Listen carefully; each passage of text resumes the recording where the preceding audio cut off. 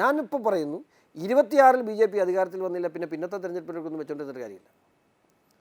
BJP 26-ൽ അധികാരത്തിൽ വരണം. അതിനുള്ള എല്ലാ പൊട്ടൻഷ്യലും BJPക്കുണ്ട്. ഈ സംസ്ഥാനത്തെ ഏറ്റവും വലിയ രാഷ്ട്രീയ പാർട്ടി ഇന്ന് BJP ആണ്, CPM അല്ല.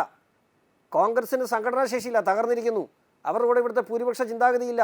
ഇവിടുത്തെ അവർക്ക് അനുകൂലമായി എല്ലാ കാലത്തും ചെയ്തിരിച്ച ന്യൂനപക്ഷം അവരുടെ കൂടെ ഇല്ല. CPMന് ആരാണ് കൂടെ ഉള്ളത്? അപ്പോൾ ഇന്ന് 26-ൽ BJPക്ക് അധികാരത്തിൽ വരാനുള്ള എല്ലാ രാഷ്ട്രീയ സാഹചര്യവും കേരള സംസ്ഥാനത്തുണ്ട്. അപ്പോൾ അതുകൊണ്ട് ഇത് ഞാൻ പറയുന്നത് ഇത് പൊതുസമൂഹത്തിന് മാത്രമല്ല, BJPയുടെ ഓരോ പ്രവർത്തകരോടാണ് ഞാൻ പറയുന്നത്, 26-ൽ ഭരണം പിടിക്കാൻ കഴിയും. ഞാൻ ഉറച്ചു വിശ്വസിക്കുന്നു. 0 to 80 ഇന്ന് നിങ്ങൾ വന്ന പാർട്ടി ഓഫീസിൻ്റെ മുകളിൽ BJPക്കാരനായ മുഖ്യമന്ത്രി 2026-ൽ കൈപൊക്കി കാണിക്കുന്ന സാഹചര്യം വിദൂരമല്ല. വളരെ എളുപ്പത്തിൽ ചെയ്യാൻ കഴിയും.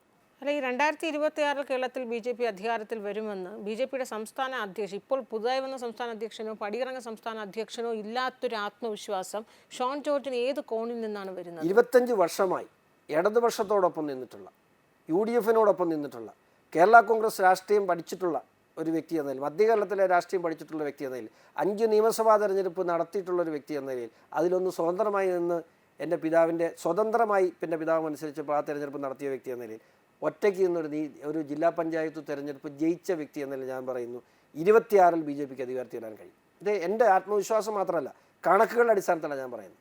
26-ൽ BJPക്ക് ഈ വരാൻ പോകുന്ന 6 മാസം കൊണ്ട് BJPയിലേക്ക് വരാൻ പോകുന്ന നേതൃനിരയെ നിങ്ങൾ കണ്ടു. അടുത്ത 6 മാസം കൊണ്ട് BJPയിൽ വരാൻ പോകുന്ന വ്യത്യാസം എന്താണെന്ന് നിങ്ങൾ കണ്ടു. വരാൻ പോകുന്ന ത്രിതല പഞ്ചായത്ത് തെരഞ്ഞെടുപ്പിൽ BJP ഉണ്ടാക്കാൻ പോകുന്ന മുന്നേറ്റം എന്താണെന്ന് നിങ്ങൾ കണ്ടു. വരുന്ന 26 തെരഞ്ഞെടുപ്പിൽ കേരളത്തിൽ മുഖ്യമന്ത്രിയായി വരുന്നത് താമര ചിഹ്നത്തിൽ മത്സരിച്ച ഒരു നേതാവായിരിക്കും. BJPക്ക് 26-ൽ അധികാരത്തിൽ വരാനുള്ള പൊട്ടൻഷ്യൽ BJPക്കുണ്ട്. 16 ലക്ഷം പ്രവർത്തകരുള്ള രാഷ്ട്രീയ പ്രസ്ഥാനമാണ്. അത്രയും പൊട്ടൻഷ്യൽ BJPക്കുണ്ട്. BJPക്ക് അനുകൂലമായി ചിന്തിക്കുന്ന കേരളത്തിൻ്റെ 50% പോപ്പുലേഷൻ ഇന്ന് BJPക്ക് അനുകൂലമായി ചിന്തിക്കുന്നുണ്ട്. അവിടേക്ക് ഞങ്ങൾ ചെയ്യേണ്ട, ഞങ്ങളുടെ നേതൃനിരയും ഞങ്ങൾ പ്രവർത്തകരുമൊക്കെ ചെയ്യേണ്ട കുറേ ജോലികളുണ്ട്. അത് എത്രമാത്രം ഈ ഒരു വർഷം കൊണ്ട് നമുക്ക് ചെയ്തു തീർക്കാൻ കഴിയും, അത് കൃത്യമായി ഫിനിഷ് ചെയ്യാൻ കഴിഞ്ഞാൽ ഒരു സംശയം വേണ്ട, അത്ഭുതങ്ങൾ കാണിച്ചിട്ടുള്ള രാഷ്ട്രീയ പാർട്ടിയാണ് BJP. അതിന് തക്ക നേതൃനിര ഇതിനുണ്ട്. ഈ അത്ഭുതങ്ങൾ കാണിച്ചിട്ടുള്ള പാർട്ടിയാണ് BJP, അതിൽ യാതൊരു സംശയമില്ല. പക്ഷെ അത് സൗത്ത് ഇന്ത്യയിൽ, പ്രത്യേകിച്ച് കേരള രാഷ്ട്രീയത്തിൽ എത്രത്തോളം അത്ഭുതങ്ങൾ വിധിക്കാൻ കഴിയും? സൗത്ത് ഇന്ത്യയിൽ കേരളത്തിൻ്റെ കാര്യമാണ് ഞാൻ പറയുന്നത്.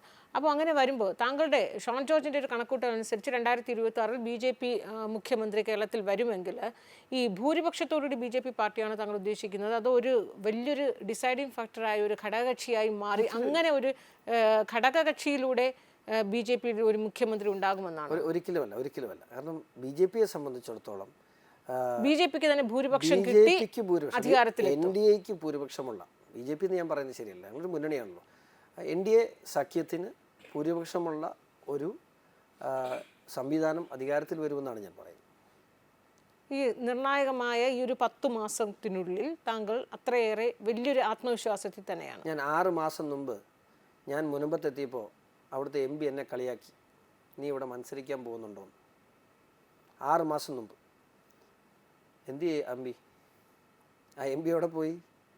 ഇന്ത്യൻ പാർലമെൻറ്റിൽ തലയെ തുണിയിട്ടുകൊണ്ട് പോകേണ്ട വന്ന എല്ലാവർക്കും അല്ലേ? കോൺഗ്രസ് പാർട്ടി ഇതുപോലെ സമ്മർദ്ദത്തിലായ ഒരു കാലഘട്ടം ഉണ്ടായിട്ടുണ്ടോ? വഖഫ് ഭേദഗതി നിയമം പോലെ ചെയ്യാൻ പറ്റുന്നതേ പറയാറുള്ളൂ. പറയുന്ന കാര്യങ്ങൾ നമ്മൾ ചെയ്തിരിക്കും. കാരണം അതെൻ്റെ ആത്മവിശ്വാസം, എൻ്റെ എന്ന് മാത്രമല്ല, ഞങ്ങളുടെ പാർട്ടിയുടെ ആത്മവിശ്വാസമാണ്. അത് നരേന്ദ്രമോദി നൽകുന്ന ആത്മവിശ്വാസമാണ്, അത് നേരിൻ്റെ ആത്മവിശ്വാസമാണ്. അതുകൊണ്ട് തന്നെ ഞാൻ പറഞ്ഞില്ലേ, ഞാൻ മറ്റൊരു കാര്യം കൂടെ പറയട്ടെ, 26-ൽ ചെയ്യാൻ പറ്റുന്നതിനപ്പുറത്തെ കാര്യങ്ങളൊന്നും 31 ചെയ്യാനൊന്നുമില്ല.